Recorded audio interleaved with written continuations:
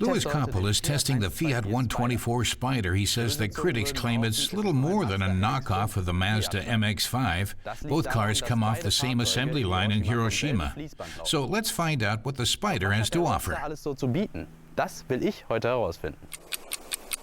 Let's start by taking a look back at the roots of the Fiat 124 Spyder, when a hand-operated soft top, even in 1966, was one of the model's trademark characteristics.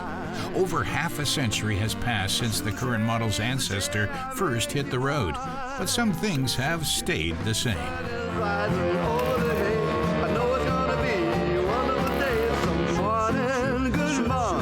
Back then, as now, people who bought this car liked to feel the wind in their hair.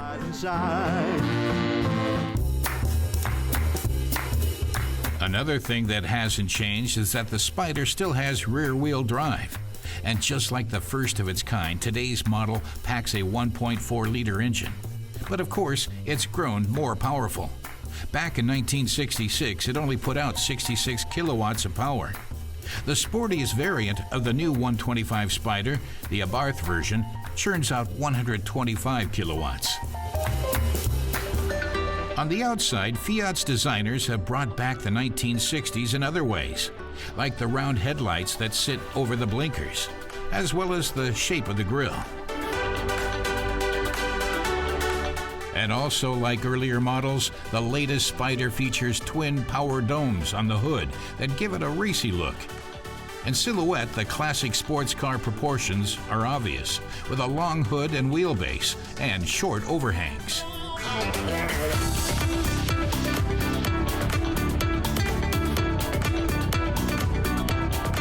One big reason why the 124 Spyder is so light, the easy-to-manage soft top.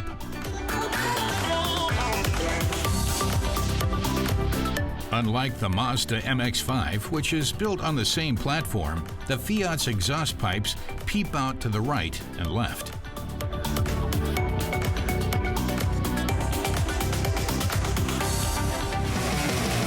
And while the Mazda uses a naturally aspirated engine, the Fiat is powered by a turbocharged 1.4-liter gasoline-driven motor. It puts out 103 kilowatts of power, which can push the Spyder to 100 kilometers an hour in a respectable 7.5 seconds. Its top speed is 217 kilometers an hour. Also, unlike the Mazda, which only comes with a 6-gear stick, you can order a Spyder that has an automatic transmission. But Louis decided to test the manual version. He says the handling is sporty and the car reacts quickly when you hit the gas. The gears are tight, he adds, and steering is very precise. Louis says that when he found out that he was going to test this car, he wondered whether 140 horsepower was really enough for a roadster. But he says it is. This car is lots of fun on country roads. And that's largely due to the Spyder's light weight, just a little over 1,100 kilograms.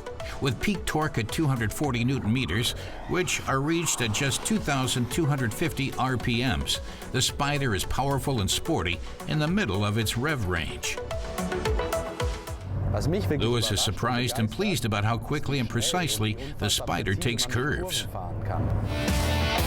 In general, although there's some overlap between the two models when it comes to price, the Fiat costs more than the Mazda. Louis took out the Lusso trim package, which includes 17-inch wheels, leather seats, and automatic climate control.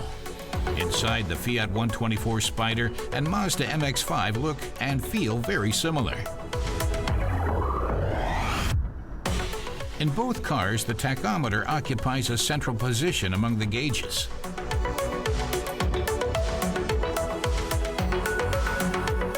And the center console is also pretty much identical. One drawback is the lack of trunk room. Another is that the seats can't be adjusted for height.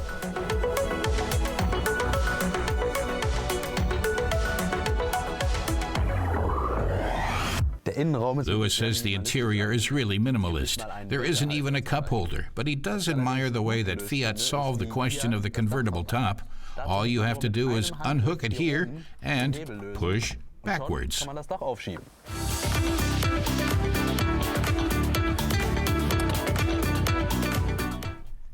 Lewis says the Fiat 124 Spyder has a lot going for it. It's agile and it's a lot of fun on the road, but it also has a couple of negative points, like the lack of storage options, and adjusting the seats can be difficult. Oder auch die Sitzposition. His recommendation for potential buyers?